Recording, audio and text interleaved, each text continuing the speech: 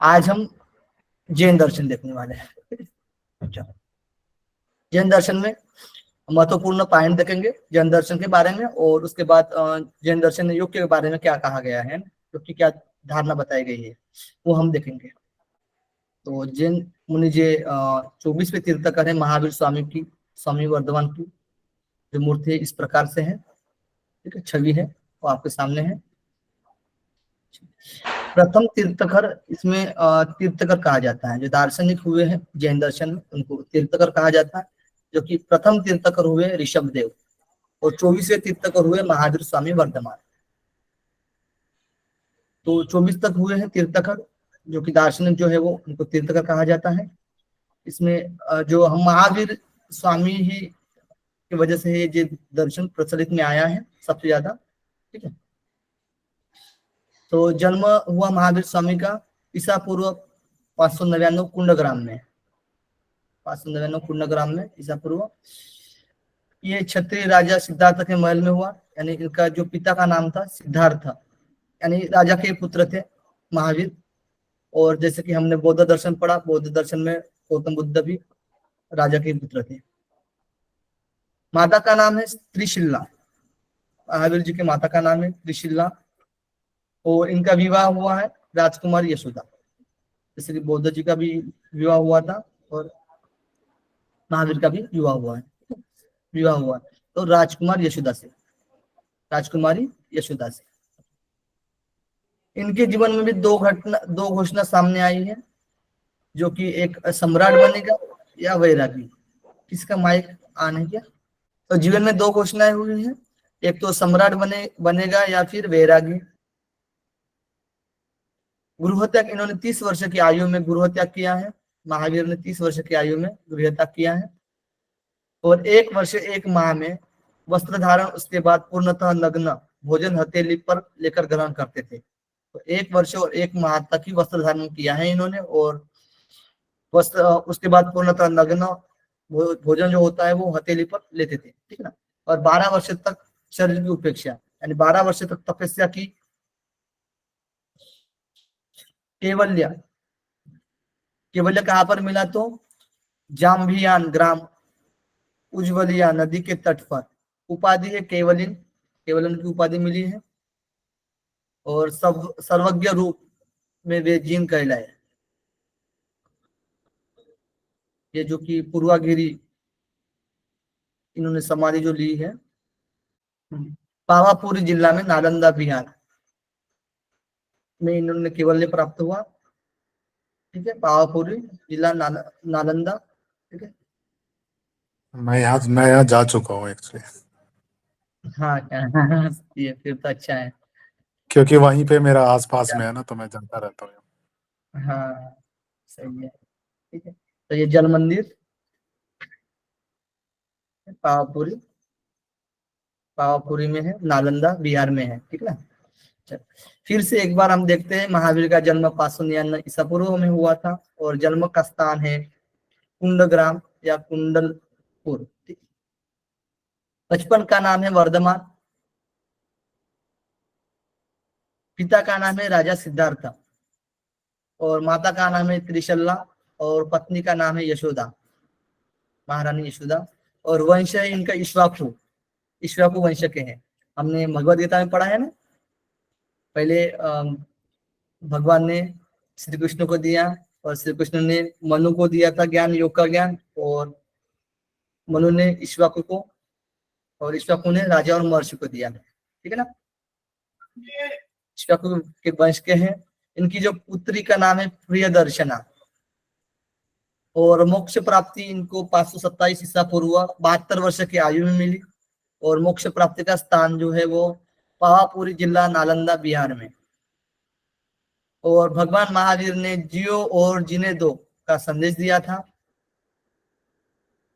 जैन धर्म के 5 व्रत या सिद्धांत है: अहिंसा, सत्य, अस्तेय, ब्रह्मचर्य, अपरिग्रह। ये 5 अहिंसा, सत्य, अस्तेय, ब्रह्मचर्य, अपरिग्रह, जो कि हम योग में हम यम मानते हैं ना, यमों का पालन। तो यहाँ पर क्या बोला गया है? ये धर्म के 5 व्रत है, और इन्हें पंचशील भी कहा गया है, आचरण करना है ना, पंचशील। जो कि चरित्र में आता है। सम्यक चरित्र बताया गया है, इन्होंने सम्यक दर्शन, सम्यक ज्ञान और सम्यक चरित्र दिया। तो सम्यक चरित्र के अंडर में पंचशील भी कहा गया है। आचार्य महाप्रज्ञ ने शरीर में 13 चैतन्य केंद्र चक्र बताए गए। तो शरीर में जैन दर्शन के अनुसार 13 चक्र है, 13। ठीक है, हम 6 पढ़ते हैं, 8 पढ़ते हैं, 9 पढ़ते हैं, है ना। सभी इंद्रियों पर विजय प्राप्त कर लेने की वजह से वे जितेंद्रिय या जिन कहलाए। तो जितेंद्रिय, जितेंद्रिय मतलब विजय पर, विजय में जीता इसलिए नहीं, तो इन्होंने इंद्रियों पर विजय प्राप्त किया, इसलिए जितेंद्रिय कहा गया है। ठीक है, जितेंद्रिय। जैन धर्म के 2 संप्रदाय बने, श्वेतांबर और दिगंबर। जैसे कि हमने महात्मा बुद्ध जी का पढ़ रहे थे, तो उस टाइम में हमने उसमें भी 2 संप्रदाय बन गए थे, महायान और हीनयान। दिगंबर जैसे कि नग्न प्राकृतिक रूप से रहते हैं, नग्न अवस्था में दिगंबर रहते हैं, और श्वेतांबर जो श्वेत वस्त्र धारण करते हैं। जैन धर्म के पहले तीर्थकर भगवान ऋषभ देव थे, और जैन धर्म के संस्थापक ऋषभ देव को माना जाता है। तो जैन धर्म के संस्थापक कौन है? ऋषभ धर्म। जैसे हमने हठ योग में पढ़ा था, हठ योग में जो नाद संप्रदाय के संस्थापक कौन थे? मस्तेंद्रनाथ। मस्तेंद्रनाथ। मत्स्येंद्रनाथ हाँ, मछली के रूप में थे ना वो। तो उसी प्रकार गोरखनाथ के गुरु थे वो। तो जैन धर्म में संस्थापक जो है वो ऋषभदेव, क्योंकि ये पहले तीर्थकर हुए थे, इनको ही संस्थापक कहा गया है। और केवल ज्ञान संपन्न व्यक्ति केवल ही कहलाता है, यानी जो केवल ज्ञान संपन्न व्यक्ति क्या कहलाता है? तो केवल ही कहलाता है। और ज्ञान की शुद्धतम अवस्था को जैन मत में केवल कहा गया है, जो कि ज्ञान की जो शुद्धतम अवस्था है, जो हम योग सूत्र में पढ़ते समाधि पाद में, ऋतंबरा तत्र प्रज्ञा, ठीक है ना, शुद्धतम अवस्था जैन मत में केवल कहा गया है। जैन शब्द का अर्थ देखते हैं। तो जैन शब्द का अर्थ है, जिन से निकला है। जिन शब्द जी धातु से, तो जी धातु से बना है जिन शब्द, और अर्थ होता है जितना। अब जितना किसमें? जितना तो हर जगह पर हम लगा सकते हैं जितना शब्द, लेकिन मनोवेगों को अपने वश में करने से लिया गया है जितना। ठीक है, इंद्रियों पर विजय प्राप्त जो किया है ना, उसको बोलते हैं जिन। उद्देश्य है कामना एवं मन पर विजय प्राप्ति और जन्म मरण से मुक्ति। उद्देश्य क्या रहा जैन दर्शन का? तो कामना एवं मन पर विजय प्राप्ति करना और जन्म मरण से मुक्ति। तीर्थकर को जिन नाम से भी कहा जाता है, इंपॉर्टेंट है, तीर्थकर को जिन नाम से भी कहा जाता है। ऋषभ देव से लेकर वर्धमान महावीर तक 24 तीर्थकर हुए हैं, और पहले तीर्थकर ऋषभ देव और 24वें तीर्थकर वर्धमान महावीर। प्रमुख 2 संप्रदाय जो कि वर्धमान महावीर मूर्ति के पश्चात 2 संप्रदाय हुए, जैसे कि महात्मा बुद्ध के समाधि के बाद भी, केवल्य के बाद भी 2 संप्रदाय बने थे, महायान हीनयान। वैसे ही श्वेतांबर और दिगंबर जैन दर्शन में भी पड़े हैं 2 संप्रदाय। अब देखते हैं जैन दर्शन का तत्व, जैन दर्शन का तत्व विचार। ठीक है, यहाँ तक हमने जितना परिचय देखा महावीर के बारे में, सबको क्लियर हुआ? सब लोग थम कर लीजिएगा। उर्मिला जी कुछ पूछना था? हाँ जी। हाँ जी बताइए। वहाँ आपने एक शब्द जो बोला जिन करके, तो उसमें बताया गया है कि मनोवेगों को वश में करना, तो वो जीतना हुआ या जिन ही है? जीतना, जितना 2 अलग अलग वर्ड हो गया ना, जीतना और जितना। इसमें जीतना और क्या बोले आपने? जीतना, जीतना मतलब विजय प्राप्त करना, तो मनोवेगों हाँ, को विजय, वश में करना मतलब किसी को जीत लिया है हमने। विजय, तो यहाँ विजय वर्ड प्राप्त, जो आपने जीतना और जितना अलग अलग है दोनों। जितना और ये जितना। जी की मात्रा बढ़ाएगा जी। ओम जी, जीत जीत जी की मात्रा बढ़ाएगा, जीतना हो जाएगा। ये जितना, जितना मतलब मात्रा में, अगर वो जीतना अच्छा यानी विजय अच्छा, प्राप्त करना, विक्ट्री। जी बड़ा बड़ा लिखो जी। हाँ अभी ठीक है। यानी हाँ, करेक्ट यानी सही। इंद्रियों को जो वश में किया है, यानी इंद्रियों को हाँ जो वो विजय जीत प्राप्त लिया। किया इंद्रियों पर, यानी जीत लिया। चलो, तो जैन दर्शन में जैन दर्शन का तत्व विचार देखते हैं। तो विश्व की प्राकृतिक और अप्राकृतिक परिणाम 7 प्रकार के मूल तत्व से हुए। तो जितना भी प्राकृतिक और प्राकृतिक जो भी परिणाम दिखते हैं विश्व में, वो कितने तत्वों से हुए हैं? 7 तत्व। ठीक है, तो मूल तत्व कितने जैन दर्शन में? 7, जो कि इस प्रकार से है: जीव, अजीव, आश्रव, बंध, संवर, निद्रा, मोक्ष। तो ट्री भी बनाया है जीव अजीव। जीव अजीव है, आश्रव बंधन कारण है। ठीक है, आश्रव बंधन का कारण है, और संवर निद्रा मोक्ष का उपाय है। तो ये जो संवर और निर्जरा है, ये मोक्ष का उपाय ही है ऑलरेडी। ठीक है, हम पढ़ेंगे। तो यहाँ पर ट्री बनती है, और जीव और अजीव है, और आश्रव बंधन का कारण है। और जो आश्रव और बंधन है, ये बंधन, ये जीव का बंधन का कारण है। तत्वों का स्वरूप देखते हैं। तो तत्व यानी द्रव्य, तत्व को हम द्रव्य बोलते हैं, जो कि धर्मी होता है। हमने पातंजलि योग सूत्र में भी धर्म और धर्मी पढ़ा है ना, सर ने पढ़ाया था। यानी धर्मी शब्द का प्रयोग होता है या द्रव्य शब्द का प्रयोग होता है तत्व में। धर्म लक्षण पाए जाते हैं, जिसमें धर्म के लक्षण पाए जाते हैं। धर्म में क्या पाए जाते हैं? धर्म के लक्षण पाए जाते हैं। जैसे कि मिट्टी है, हम धर्मी समझ लेते हैं, और जिससे बन रहा है वो घड़ा धर्म है। ठीक है, अलग अलग धर्म पाए जा सकते हैं एक धर्मी में। धर्म, जैसे कि 2 धर्म बताए गए यहाँ पर, एक तो है भावनात्मक और एक बताया गया अभावनात्मक। भावनात्मक और एक बताया गया अभावनात्मक। भावनात्मक जो होता है कि वस्तु की अपनी स्थिति और रूप दिखलाते हैं, और अभावनात्मक वस्तु का अन्य वस्तु से पृथक रूप सूचित करते हैं। तो वस्तु का अन्य वस्तु से पृथक यानी अलग रूप से प्रतीत करते हैं। जैसे कि शिल्पी और चांदी में अलग रूप दिखता है ना। वस्तु का अन्य वस्तु से पृथक रूप सूचित होते हैं, और वस्तु की अपनी स्थिति और रूप दिखलाते हैं। अभावनात्मक। जीव को पढ़ते हैं, तो अब 7 तत्व पढ़ेंगे आप। ठीक है, तो पहला है जीव। जीव में 2 जीव बताए गए, बद्ध जीव और मुक्त जीव। बद्ध जीव यानी सांसारिक जीव होते हैं, और मुक्त जीव यानी जो मोक्ष प्राप्ति किए हैं, वो जीव कहलाते हैं। जो बद्ध जीव यानी हम जैसे सांसारिक जो जीव होते हैं, वो बद्ध जीव में श्रेणी के अंदर आते हैं। अजीव देखते हैं, तो अजीव में 5 चीजें आती है। एक तो धर्म आता है, और एक अधर्म, आकाश, उद्गल और काल। धर्म यानी धर्म क्या करता है? गति करता है, और अधर्म स्थिति होती है। अधर्म कोई गति नहीं करता है। और आकाश सबको पता है। उद्गल यानी जड़ तत्व, सबसे छोटा भाग अणु होता है। उद्गल, तो जड़ तत्व जो सबसे छोटा भाग होता है वो अणु कहलाता है। उद्गल क्या है? जड़ तत्व है। और काल, ये 5 चीजें अजीव में आती है।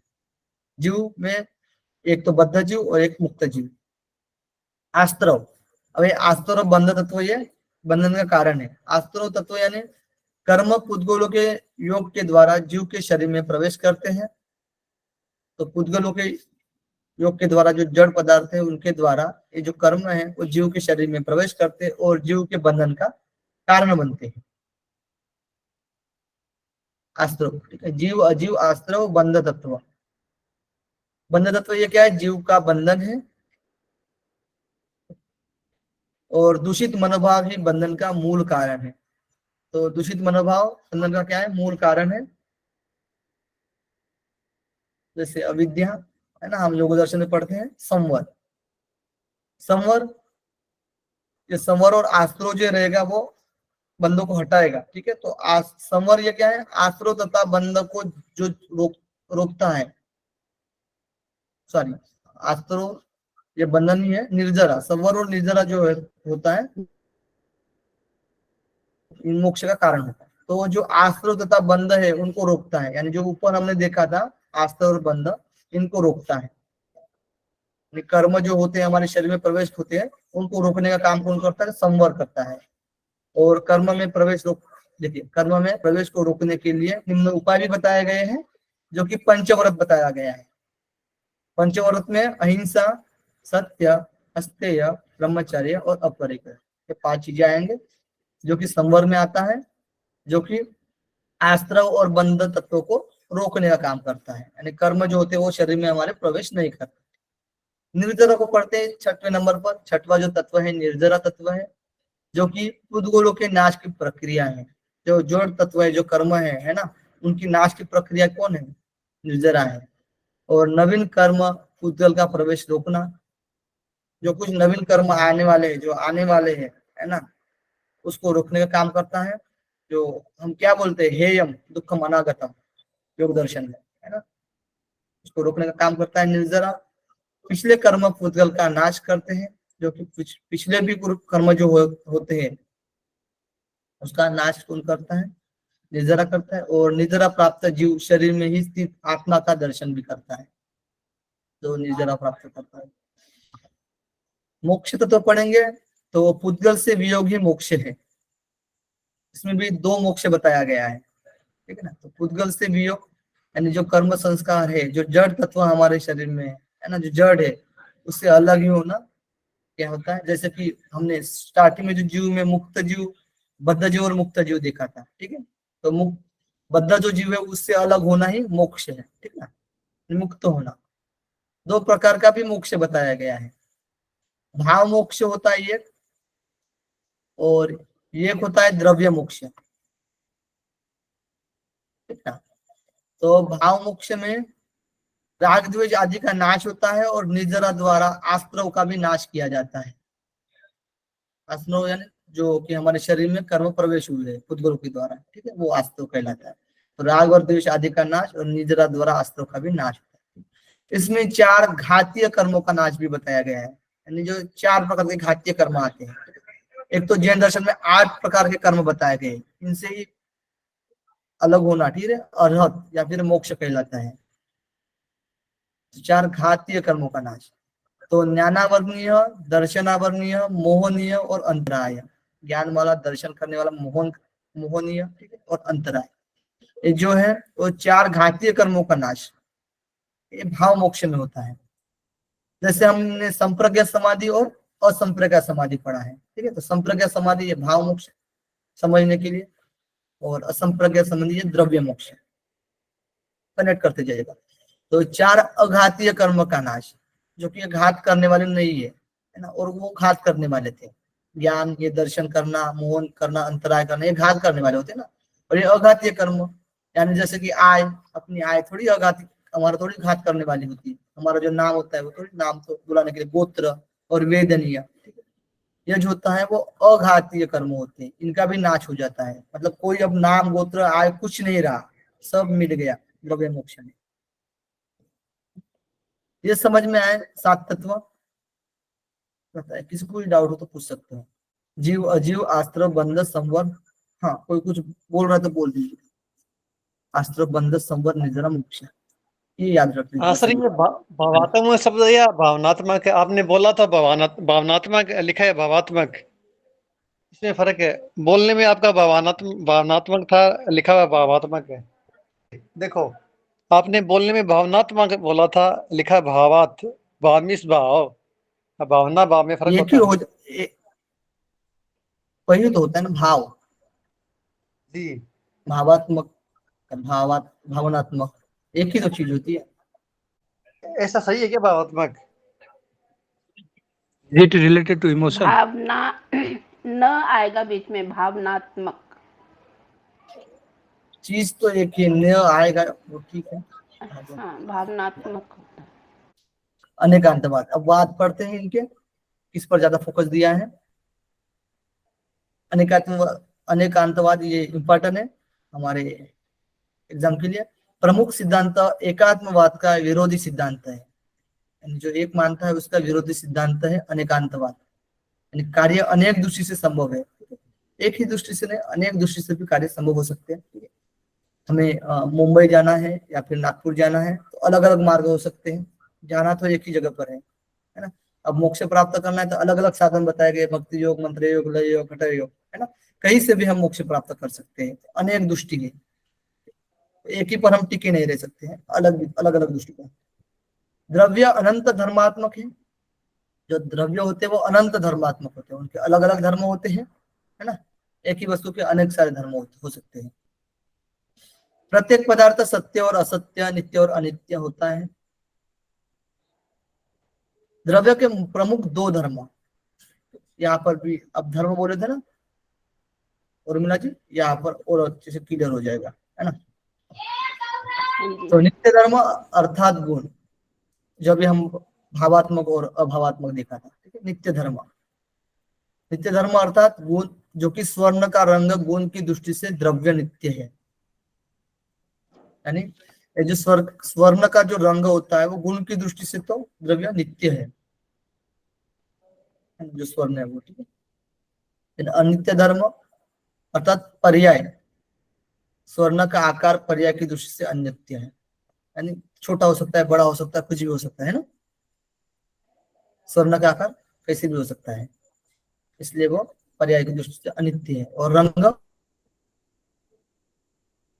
है ना स्वर्ण का, उसमें कोई चेंजेस आ सकता है, नहीं। वह नित्य रहेगा। और अनित्य धर्म ये अनित्य रहेगा, ठीक है। चलो ये क्लियर हो गया होगा। वस्तु के अनंत धर्म का ज्ञाता, वस्तु के अनंत जो धर्म का ज्ञाता होता है, जैसे कि अनन्य धर्मों का ज्ञान सामान्य व्यक्ति को नहीं प्राप्त कर सकता है, यानी जो अनन्य धर्मों का ज्ञान जो होता है वो सामान्य व्यक्ति नहीं प्राप्त कर सकता, आंशिक ज्ञान ही होता है, यानी जो सांसारिक जो न्याय बोला जाता है वो सिर्फ आंशिक ज्ञान ही सामान्य व्यक्ति प्राप्त कर सकता है। टाइपिंग एरर थोड़ा सा, अनेकांतवाद का उद्देश्य, अब उद्देश्य क्या है, अपने विचार सत्य है लेकिन विरोधी की भी विचार सत्य हो सकते हैं। दर्शन में देखिए ना, अब नव दर्शन पढ़े हैं तो अपना अपना तरीका बताते हैं, हमारा सही है ना, विरोध भी किया है बहुत सारे, लेकिन जैन दर्शन में देखिएगा बहुत ही अच्छा है, अपने विचार भी सत्य है लेकिन विरोधी के भी विचार सत्य हो सकते हैं, ऐसे सभी दर्शन में कहा गया है, ऐसा नहीं, ठीक है। अपने अपने आलोचनात्मक में किया है, अपने अलग अलग दर्शनों में आलोचना जो की है, ठीक है, तो सम्मान भी दिया है सभी दर्शनों का, इसलिए भारतीय दर्शन फेमस हुआ है, ठीक है। तो पूरी तरह से विरोध ना करके सम्मान भी दिया है सभी दर्शनों का। ऐसे ही जैन दर्शन भी कहते हैं अपने विचार भी सत्य हो सकते हैं लेकिन विरोधी के भी विचार सत्य हो सकते हैं, एक दृष्टि से हम सत्य और दूसरी दृष्टि से असत्य भी हो सकते हैं। बड़ा अच्छा एग्जाम्पल भी देते हैं जैन दर्शन में, जैसे कि 6 अंधा व्यक्तियों द्वारा हाथी का वर्णन बताया गया है जैन दर्शन में। इसी एग्जाम्पल को देखते हैं हम पार का न देखते हुए, यानी इसी में एकांतवाद का जो खंडन किया है, माने अनेकांतवाद को माना है, जैसे कि 6 अंधे व्यक्ति होते हैं और एक हाथी होता है, तो द्रव्य के किसी भी एक धर्म को ही सत्य कहने का हट करना किस तरह अनुचित है, यानी इसमें दंतकथा आती है, यानी एक ही धर्म को सत्य कहना ये उचित नहीं है ना, एक ही द्रव्य का, ठीक है। तो यहाँ पर कहा गया है कि 6 अंधे होते तो एक अंधे ने हाथी का पेट छूकर कहा कि हाथी दीवार के समान है, और दूसरे ने पैर छूकर कहा कि खंबे के समान है, हाथी कैसा है, खंबे के समान है, और तीसरे ने कहा पूंछ पकड़ के कहा कि हाथी रस्सी के समान है, और किसी ने कहता है कि जो कान होते हैं कान को पकड़ते जो सूप होता है ना, चावल छानते हैं सूप के जैसा होता है ना। इस तरीके से अलग अलग अपने अपने मत देते हैं। तो अंधों का हाथी के संबंध में अलग अलग वर्णन गलत नहीं है, किंतु यह कोई कहे कि हाथी केवल दीवार के समान होता है और कोई कहे कि खंबे के समान नहीं होता है ना, उसका वर्णन सही है। यानी कहा गया है कि कोई हाथी खंबे के समान भी हो सकता है ना, कोई दीवार के समान भी हो सकता है, कोई सूप के जैसा भी हो सकता है, कोई रस्से के जैसा भी हो सकता है, यानी उनके मत के अकॉर्डिंग, उन अंधे के अकॉर्डिंग सही है। कि हम बोलेंगे कि खंबे के जैसा नहीं होता, ये दीवार के जैसा ही होता है, नहीं ये खंबे के जैसा ही होता है, दीवार के जैसा नहीं होता, ऐसे कहेंगे तो ये गलत हो जाएगा। इसीलिए एकांत इन्हीं अंधों के समान होता है जो कि एकांतवादी यानी एक ही विचारधारा का होता है, ठीक है, वे अपने अपने ही दृष्टिकोण को सत्य बताते हैं। अब आप टीचिंग पढ़े होंगे है ना, टीचिंग में जो बहुतवादी यानी क्या बोलते हैं उसको, समग्र का सिद्धांत किसने दिया है, समग्र सभी अंगों को देखता है, एक ही अंग का ना देखकर, पर्टिकुलर एक अंग को ना देखते हुए सभी अंग को देखता है, समग्र का सिद्धांत किसने दिया है, पढ़ रहे हैं ना आप लोग। सर क्या पूछ रहे हैं सर क्या बोले, हम पूछ रहे हैं कि समग्र का सिद्धांत किसने दिया, यानी एक ही चीज को न मानते हुए सभी चीजों को पकड़कर किया जाता है, कोई भी रिसर्च हो, ठीक है, या कोई भी ज्ञान हो, सारी चीजों को पकड़कर ही सत्य किया जाता है, यानी यथार्थ ज्ञान दिया जाता है, एक को ना उद्देश्य देकर। तो समग्र का सिद्धांत टीचिंग एप्टीट्यूड में किसने दिया था? गेस्टॉल तो गेस्टॉल, सही है, सर कंफर्म नहीं है सर। ठीक है, सर्च कर लेना। चलो, क्वेश्चन में आता है वो, ठीक ना। एकांतवादी इन्हीं अंधों के समान होता है, यानी जैन मत विरोधी के भी विचार को भी सम्मान देता है, यानी जो अंधे की तरह ही एकांतवादी जो होता है इसी अंधों के समान होता है, ठीक है। तो खंबे के जैसा भी हो सकता है, हाथी दीवार के जैसा भी हो सकता है, पूछ के रस्सी के जैसे भी हो सकता है ना, उनके अकॉर्डिंग, उन अंधे के अकॉर्डिंग, ठीक है। तो एक ही खंबे के जैसा ही हाथी हो सकता है, ऐसा कहीं नहीं सकते हम, इसलिए एकांतवादी का विरोधाभास है ये सिद्धांत, ठीक। स्यादवाद का सिद्धांत देते हैं। एकांतवाद समझ में आ गया होगा सभी को, हम कर लीजिएगा। स्यादवाद, स्याद शब्द संस्कृत की अस होना धातु से उत्पन्न हुआ है। स्याद यानी शायद, हो सकता है ना। स्याद शब्द संस्कृत के अस होना धातु से उत्पन्न हुआ है, अर्थ है हो सकता है, शायद। अर्थ क्या है? हो सकता है, शायद। भिन्न निष्कर्ष प्राप्त होते हैं, अलग अलग निष्कर्ष हो भी सकता है, ना भी हो सकता है। अभी जैसे हमने ऊपर देखा था अनेकांतवाद, तो आपको अच्छे से क्लियर समझ में आ जाएगा, ठीक। सप्तभंगिनीय, इसमें स्याद दर्शन में, स्यादवाद में बताया गया सप्तभंगिनीय जैन दर्शन की विलक्षण सूक्ष्म दृष्टि से वस्तु के स्वरूप का 7 चरणों में कथन करते हैं। सूक्ष्म दृष्टि से 7 चरणों में कथन करते हैं कि स्यात् अस्ति, यानी शायद हो भी सकता है। जब हमने ऊपर उदाहरण दिया है उसको कनेक्ट करते जाइएगा सभी लोग। स्याद् अस्ति, स्याद् नास्ति, शायद नास्ति भी, यानी शायद नहीं भी हो सकता है। शायद अस्ति नास्ति, शायद हो भी सकता है, ना भी हो सकता है। शायद अवक्तव्य, यानी अनिर्वचनीय, कही नहीं सकते हम कि हो सकता है। शायद अस्ति अव्यक्त, मतलब कही नहीं सकते कि हो सकता है ना, है, कही नहीं सकते है। शायद नास्ति, नहीं कही नहीं सकते, है ना। तो शायद अस्ति च नास्ति च अव्यक्त, यानी हो भी सकता है, ना भी हो सकता है। शायद की तुलना कभी कभी पाश्चात्य सापेक्षवाद से भी की जाती है, क्योंकि जो पाश्चात्य सापेक्षवाद हुए हैं, ठीक है, इनसे भी की जा सकती है। इतना इंपॉर्टेंट है। सप्तभंगी है, ये नाम ध्यान में रखना। स्यादवाद दिया है जैन दर्शन। माइक किसका आने म्यूट कर लिया। योग के प्रमुख बिंदु, वेदों पर विश्वास नहीं करते, यानी वेद को नहीं मानते हैं। अवैदिक दर्शन है जैन दर्शन, और मोक्ष को स्वीकार करते हैं। योग की परिभाषा में श्री हरिश्चंद्र सूरी जी ने कहते हैं, इंपॉर्टेंट है, ठीक ना, क्वेश्चन आ सकता है परिभाषा से। तो श्री हरिश्चंद्र सूरी कहते हैं, मुखे न जो नाओ जागो, यानी जिन जिन वस्तु से आत्मा की शुद्धि और मोक्ष का योग होता है उन सभी साधनों को योग कहते हैं। यानी कोई भी साधन हो वो, इसलिए अनेकांतवाद सिद्धांत दिया, कोई भी साधन हो जिस साधन से हमारी आत्मा की शुद्धि हो रही है ना, और जो कि मोक्ष का उपाय है ना, इसको योग कहा गया है। आचार्य अशोविजय के अनुसार, ये कहते हैं, आचार्य अशोविजय योग की परिभाषा देते हुए कहते हैं कि द्वात्रिशिका में कहा गया है, इसमें कहा कहे द्वात्रिशिका ग्रंथ है, इसमें कहा कहे है कि यतः समिति गुप्ति नाम प्रपंचो योग उत्तमम, अर्थात मन वचन शरीर, यानी मन वचन वाणी, है ना, मन वचन शरीर, काया मनसा वाचा, सर काया मनसा वाचा बोलते ना, मन वचन शरीर आदि को संयमित करने वाला धर्म व्यापार ही योग है। यानी जो मन वचन शरीर को जो कंट्रोल करता है, संयमित रखता है ना, स्थिर रखता है ना, वो जो धर्म का व्यापार है वही योग है, आचार्य अशोविजय के अनुसार। और हरिश्चंद्र सूरी के अनुसार जो जो वस्तु जिस वस्तु से आत्मा की शुद्धि होती है और मोक्ष का जो उपाय है वही योग है। 3 प्रकार के योग की चर्चा आती है जो कि बंधन से मुक्ति और मोक्ष की प्राप्ति का कारण है।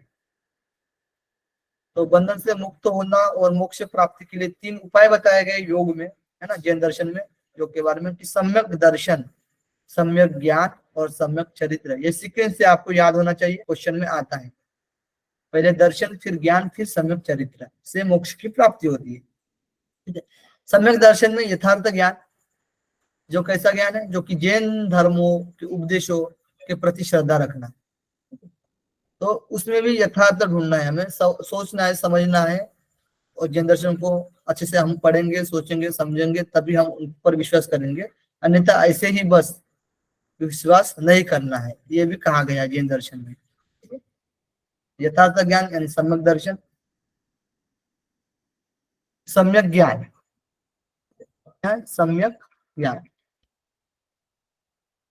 सम्यक ज्ञान में जीव और अजीव के मूल तत्व का विशेष ज्ञान, जो हमने भी जीव पढ़ा था और अजीव पढ़ा था। जीव में हमने बद्ध जीव और मुक्त जीव पढ़ा था, और अजीव में हमने 5 चीजें पढ़ा था, धर्म, अधर्म, ठीक है, और आकाश, उद्गत, और एक चीज पढ़ी थी काल, काल, ठीक है। ये हमने 5 चीजें जीव अजीव में पढ़ा था। इन तत्वों को हमें विशेष ज्ञान होना चाहिए, उन सभी तत्वों का कैसा होना चाहिए, विशेष ज्ञान होना चाहिए, ज्ञान होना है, ठीक है। ये क्या हुआ, सम्यक ज्ञान। अब सम्यक चरित्र,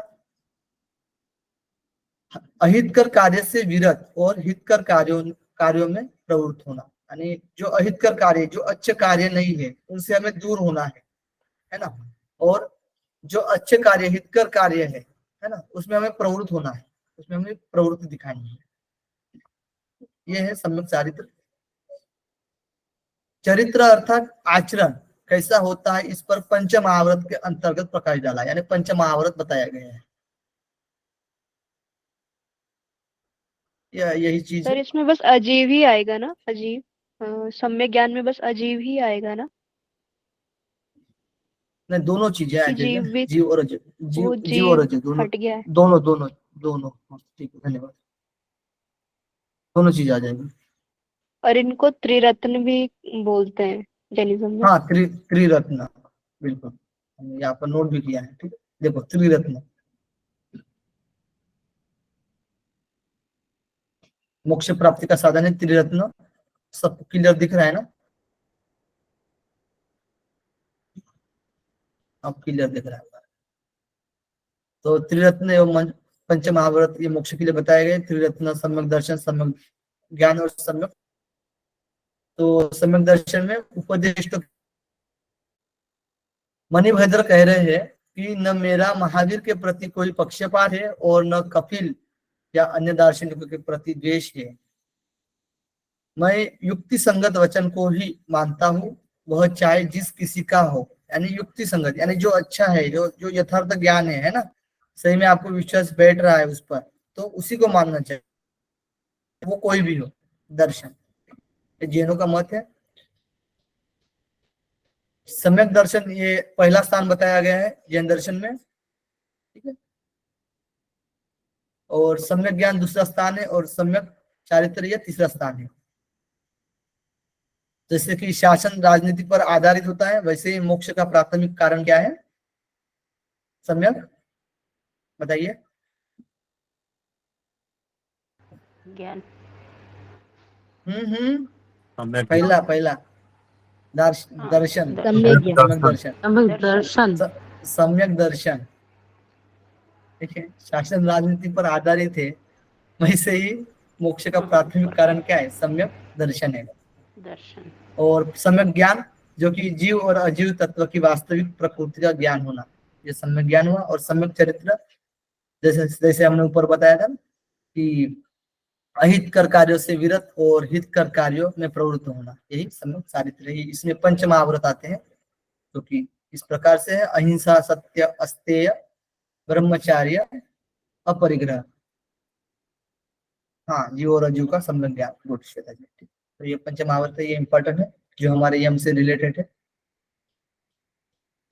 10 धर्म का पालन भी बताया गया है: क्षमा, मृदुला, सरलता, सोच, सत्य, संयम, त्याग, औदासीन्य, और ब्रह्मचर्य और अहिंसा।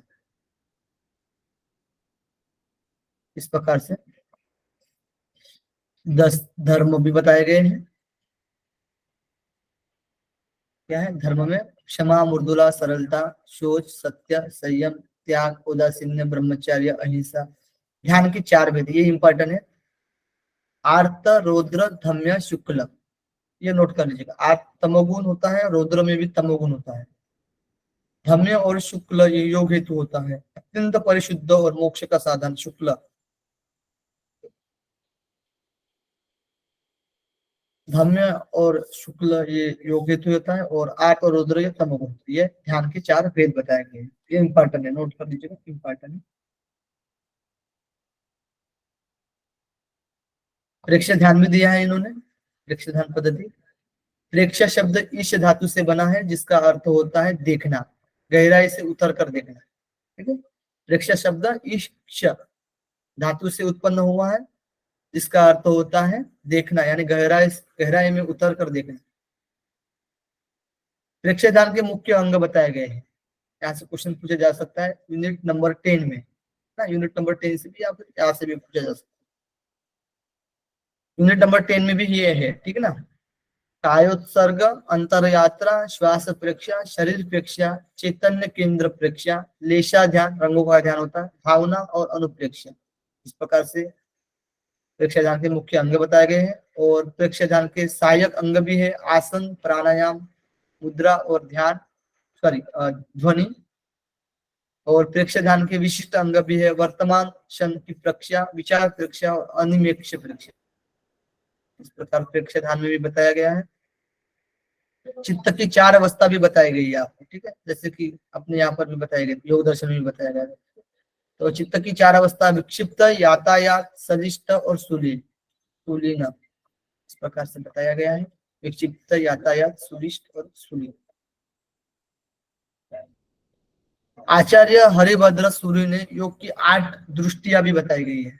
योग की कितनी 8 दृष्टियां बताई गई, आचार्य हरिभद्र सूरी। तो मित्र तारा बला दीप्ता स्थिरा, कांता प्रथा पराम नामानि योग दृष्टिना। तो मित्र, तारा, बला, दीप्ता, स्थिर, कांता, प्रथा और परा, इस प्रकार से 8 दृष्टियां बताई गई है आचार्य हरिभद्र सूरी के द्वारा। जैन दर्शन में प्रमाण, ये थोड़ा सा इंपॉर्टेंट है, मतलब थोड़ा सा नहीं, अच्छे से इंपॉर्टेंट है, क्योंकि यहाँ पर जो प्रमाण बताया गया वो अलग तरीके से बताया गया है, ठीक है। किसको पता है इसके बारे में, प्रत्यक्ष प्रमाण और दूसरा परोक्ष प्रमाण, बताइएगा। हम आपसे पूछ रहे, क्वेश्चन कर रहे हैं, इसको पता है प्रत्यक्ष प्रमाण और परोक्ष प्रमाण? प्रत्यक्ष मतलब जो सामने है, अप्रोक्ष जो दिखाई नहीं देता है। इसके अनुसार गलत धारणा है ये, ठीक है, मतलब बिल्कुल उल्टा है। जो प्रत्यक्ष है, मतलब एक जो है वो ज्ञान इंद्रियों के द्वारा अनुभव किया जा सकता है और दूसरा नहीं किया जा सकता, ये बताना। क्या बोल रहे हैं गुलशन जी? प्रत्यक्ष को तो उन्होंने ये चीज कहा है ना कि जिसको अपने इंद्रियों के द्वारा और इसके द्वारा अनुभव किया जा सका है। परोक्ष और प्रत्यक्ष, परोक्ष का वो है, प्रत्यक्ष का डिफरेंट, ठीक, केवल जीवन का। तो परोक्ष में प्रत्यक्ष आ जाएगा, जैसे कि न्याय दर्शन वाला, ठीक है, और जो अनुमान वाला जो हम बोलते हैं ना, वो प्रत्यक्ष में आ जाएगा, ठीक है ना। ये डिफरेंट है इसका एकदम से। देखो, प्रत्यक्ष प्रमाण अलग ही तरीके से बताया गया है, जैसे कि हम अनुमान करते हैं ना, आगम प्रमाण करते हैं, जो कुछ करते हैं उसमें प्रत्यक्ष में आ जाएगा। देखिए, चैतन्य ये आत्मा का गुण है और स्वप्रभासी कहा गया है, इसमें स्वयं को प्रकाशित करता है। ये जो चैतन्य आत्मा है वो स्वयं को प्रकाशित करता है और जगत के अन्य वस्तु को भी प्रकाशित करता है। जैसे कि सूर्य स्वयं को भी और तथा वस्तुओं को भी प्रकाशित करता है, उसी प्रकार से आत्मा भी स्वयं को और वस्तु को भी प्रकाशित करता है, इस जगत को भी प्रकाशित। जैन दर्शन में ज्ञान को प्रमाण कहा गया है, जो कि प्रत्यक्ष और परोक्ष प्रमाण है। कितने प्रमाण बताए गए? 2, प्रत्यक्ष और परोक्ष प्रमाण। और प्रत्यक्ष प्रमाण में कितनी चीजें बताए गए? इसमें 3 प्रकार बताए गए हैं, जैसे कि अवधि ज्ञान, मन पर्याय ज्ञान और केवल ज्ञान। तो प्रत्यक्ष प्रमाण यानी इसमें इंद्रियों के द्वारा प्राप्त ज्ञान से लिया जाता है, यानी इसमें ये जो इसके विपरीत, जो इंद्रियों के के द्वारा प्राप्त जो ज्ञान होता है इससे विपरीत होता है। इसमें प्रत्यक्ष को बिना इंद्रियों और मन की सहायता के केवल आत्मा की सहायता से ग्रहण करना प्रत्यक्ष कहा जाता है। ठीक है, यानी इसमें कोई इंद्रियां और कोई मन से हम कोई ग्रहण नहीं कर रहे ज्ञान, सिर्फ डायरेक्ट आत्मा से ग्रहण कर रहे हैं, इसको हम प्रत्यक्ष कहेंगे। ठीक है, नोट कर लीजिएगा। तत्वार्थ सूत्र में प्रत्यक्ष की परिभाषा दी गई है कि सभी बाधाओं को विनष्ट करके जो आत्मा के अंतर्भाव को जो पूर्ण प्रकटीकरण होता है उसे प्रत्यक्ष अनुभूति कहते हैं। यानी जो आत्मा को प्रत्यक्ष जानता है, जो अनुभव के द्वारा जो जानता है, उसको प्रत्यक्ष कहा गया है। इसमें असाधारण तथा अलौकिक ज्ञान होता है, और ये जो ज्ञान न्याय के अनुसार कैसे है, अनुमान में देखते हैं। अलौकिक ज्ञान प्रत्यक्ष में भी है, लेकिन प्रत्यक्ष में भी है। इसमें अलौकिक जो ज्ञान होता है न्याय दर्शन में, ठीक है, उसमें जो टाइप्स आते हैं उसमें असाधारण तथा अलौकिक ज्ञान होता है, यानी इंद्रियों से परे आत्मा से हम किया जाता है। ठीक है, प्रत्यक्ष के 3 प्रकार बताए गए, जैसे कि अवधि ज्ञान। अवधि ज्ञान यानी द्रव्य को कहा गया है, जो कि कर्मों के आंशिक नाश से यह ज्ञान प्राप्त होना संभव है। तो कर्मों का जो आंशिक नाश होता है उससे यह ज्ञान प्राप्त हो सकता है, अवधि ज्ञान। ठीक है, क्योंकि द्रव्य को हम जान सकते हैं। और मन पर्याय ज्ञान से व्यक्तियों के मन की बातों को जान लेना। तो व्यक्तियों के मन की बातों को कैसे जानेंगे, जब राग द्वेष पर विजय प्राप्त कर ली हो, वही ज्ञान उस ज्ञान को प्राप्त कर सकते हैं। तो योग दर्शन में भी बताया गया है ना,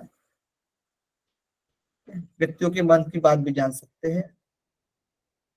तो राग द्वेष पर जिन्होंने विजय कर लिया है वो व्यक्तियों के मन की बात भी जान सकते हैं। यह मन पर्याय ज्ञान है। और केवल ज्ञान यानी आवरण डालने वाली सभी बाधाओं जब नष्ट हो जाती है, अब सभी बाधाएं नष्ट हो जा रही है, जो माया का पर्दा है वो पार गया है ना, हट गया है, और जीव पूर्ण ज्ञान को प्राप्त करता है, तो जीवन मुक्त अर्यता को भी संभव होता है। ठीक, बस सर रजी सर 2 मिनट बस परोक्ष ज्ञान पढ़ा देते हैं।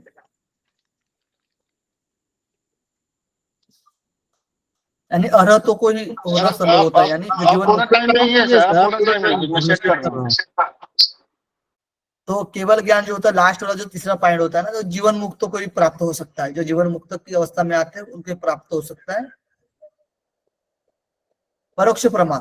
परोक्ष प्रमाण यानी प्रत्यक्ष आत्मा पर आश्रित है, यानी वह जो प्रत्यक्ष नहीं है, यानी प्रत्यक्ष आत्मा पर आश्रित है। प्रत्यक्ष क्या है, आत्मा पर आश्रित है। और प्रत्यक्ष से भिन्न जो परोक्ष प्रमाण है वह मन और इंद्रियों के द्वारा मिलता है। ठीक ना, तो परोक्ष किसके द्वारा मिलता है, मन और इंद्रियों के द्वारा मिलता है, जैसे कि न्याय के प्रत्यक्ष के समान। परोक्ष प्रमाण के भी प्रकार होते हैं, मति ज्ञान और श्रुत ज्ञान। मति ज्ञान में पंच ज्ञानेंद्रिया और मन के द्वारा उत्पन्न होता है। ठीक है, इसको बोलते हैं मति ज्ञान। और श्रुत ज्ञान क्या होता है, ये श्रुत ज्ञान होता है, श्रेष्ठ होता है मति ज्ञान से भी। ये मति ज्ञान केवल वर्तमान का संभव, जबकि श्रुत ज्ञान जो होता है वो तीनों कालों का ज्ञान होता है। जैसे कि दूसरे श्रुत ज्ञान, जैसे कि जैन तीर्थकारों एवं ग्रंथों से संबंधित जो भी जैन तीर्थकार कहते हैं, जो हम वाणी सुनते हैं, उसको बोला गया है श्रुत ज्ञान, जो कि हम आप्त वचन बोलते हैं ना, शब्द प्रमाण। तो शब्द प्रमाण इसी में इंक्लूड हो जाता है श्रुति ज्ञान में। ठीक है, तो यह मति ज्ञान से भी श्रेष्ठ होता है।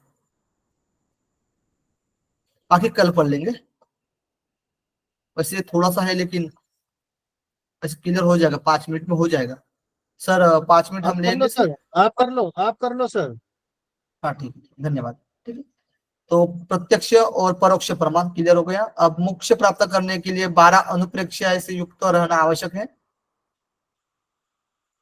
तो मोक्ष प्राप्त करने के लिए 12 अनुप्रेक्ष्य बताए गए। नाम याद नहीं रहोगे तो भी चलेगा, तो सिर्फ 12 अनुप्रेक्ष्य याद रखना। अनित्य, अक्षरण, संसार, एकत्व, अन्यत्व, असूचि, आस्त्रव, संवर, निर्जरा, लोक और बोधि दुर्लभत्व और अनुप्रेक्ष्य। 12 से मोक्ष प्राप्त होता है। कुछ जैन साहित्य देख लेते हैं, समाधि शतक, ध्यान शतक, विचार दीपिका और तत्वार्थ सूत्र। मेन क्या है, तत्वार्थ सूत्र, ये इंपॉर्टेंट है, इसको याद रखे तो भी चलेगा। साहित्य को विकास के क्रम की दृष्टि से भी 4 भाग में बांटा गया है। जैसे कि प्राकृत भाषा, संस्कृत भाषा में भी अनुवाद किया गया है। प्राकृत और संस्कृत भाषा में भी अनुवाद किया है जैन दर्शनों में। और जो साहित्य को 4 काल में बांटा गया है इसमें विकास के क्रम के अनुसार।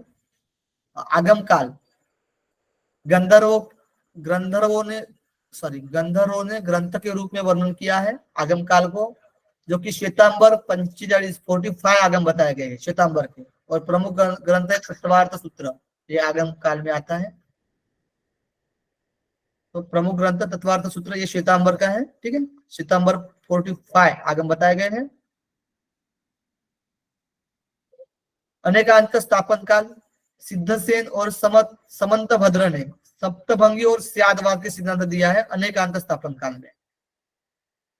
और प्रमाण शास्त्र व्यवस्थापन काल हरिभद्र और जिनभद्र इन्होंने दिया है। तर्क, प्रमाण, प्रमेय पर विस्तार पूर्वक चर्चा मिलती है, और ग्रंथ है तत्वार्थ वार्तिका, ठीक है, तत्वार्थ वार्तिका, प्रमाण शास्त्र व्यवस्थापन काल, तत्वार्थ वार्तिका। और एक आगम काल में तत्वार्थ सूत्र बहुत इंपॉर्टेंट है। और नवीन न्याय काल जो लास्ट में काल के अकॉर्डिंग, तो इसमें न्यूनतम चिंतन एवं नई पद्धति से विचार विमर्श किया गया है। और यशो विजय प्रमुख दार्शनिक हुए हैं यहाँ पर, जो कि नवीन न्याय काल में। और ग्रंथ है अष्टसहस्त्री विवरण और नयोपदेश और भाष्य रहस्य, इसमें काल के अनुसार ट्रिक भी बनाया है। आगम अनेक में प्रमाण है क्योंकि वह नया है। आगम काल, अनेकांत काल, प्रमाण काल और नया नव्य है ना, नवीन न्याय। और गंधर्वों में सिद्ध जन हरि और यश पाते हैं। गंधर्व पहले इसमें, फिर सिद्ध जन, फिर हरि और फिर यश, इस तरीके से ट्रिक भी बना है। प्रश्नोत्तर देख लेते हैं। अष्ट सिद्धियां का वर्णन प्राप्त होता है जैन दर्शन में। और जीवन मुक्त एवं विधेय मुक्त दोनों प्रकार की मुक्ति भी बताई गई है। और अन्य नाम अरहत भी बोला गया है, जो हम मोक्ष के लिए बोलते हैं ना, अरहत। कुछ तीर्थंकर के नाम है ऋग्वेद में भी मिलते हैं, ठीक है। कुछ तीर्थंकर के नाम ऋग्वेद में भी मिलते हैं। और संस्थापक है ऋषभदेव, जो कि अयोध्या में है, अयोध्या के थे, जिसको भगवान आदिनाथ भी कहा जाता है। और विकास और प्रचार महावीर ने किया है, विकास और प्रचार महावीर ने किया है। और जैन दर्शन शती शताब्दी में, शताब्दी कौन सी, शती शताब्दी, जिस कारण समकालीन दर्शन भी कहा गया है, समकालीन दर्शन शती शताब्दी में होने के कारण। और पाली भाषा के बाद साहित्य संस्कृत भाषा में प्राप्त होते हैं। पहले पाली भाषा में, फिर अब संस्कृत भाषा में भी साहित्य प्राप्त होते हैं। प्रारंभ में कौन सी भाषा में था, प्राकृत भाषा में था, ठीक है। और तत्वार्थ अधिगम सूत्र अत्यंत महत्वपूर्ण है, जहां पर महावीर ने 12 वर्ष मौन धारण और 70 वर्ष की उम्र में निर्वाण प्राप्त किया है। 12 वर्ष मौन धारण किए हैं और 70 वर्ष की उम्र में निर्वाण प्राप्त किया है। हेलो, हाँ, मोहन धारण होगा या मौन धारण होगा? सॉरी सर, मौन धारण। नियम सार में कहा है कि आत्मा और परमात्मा का संयोग योग है। नियम सार में कहा है आत्मा और परमात्मा का संयोग है, ठीक है। आत्मा और परमात्मा का संयोग योग है। और आत्मा को आत्मा के साथ निरंतर जोड़ने वाला योग भक्ति योग वाला होता है। तत्वार्थ अधिगम सूत्र अत्यंत महत्वपूर्ण है, ये तो हमने देखा अभी। तत्वार्थ सूत्र में पंचव्रत की चर्चा मिलती है, और सभी व्रतों की 5 भावनाएं भी निर्धारित की गई है, ठीक है। एक एक तत्व की पंचव्रत बताए गए, एक एक व्रत में 5 भावनाएं भी निर्धारित की गई है, किस प्रकार से किया जाए, उस प्रकार 5 में बांटा। तो क्लियर हो गया है जैन दर्शन। किसी कोई डाउट हो तो पूछ सकते हो, किसी कोई डाउट तो नहीं हो, बताइए। डाउट हो तो फिर सर की क्लास परीक्षा ध्यानी मेडिटेशन होता है, ओम जी ओम। हाँ परीक्षा ध्यानी मेडिटेशन है एक तरह का। हाँ, मेडिटेशन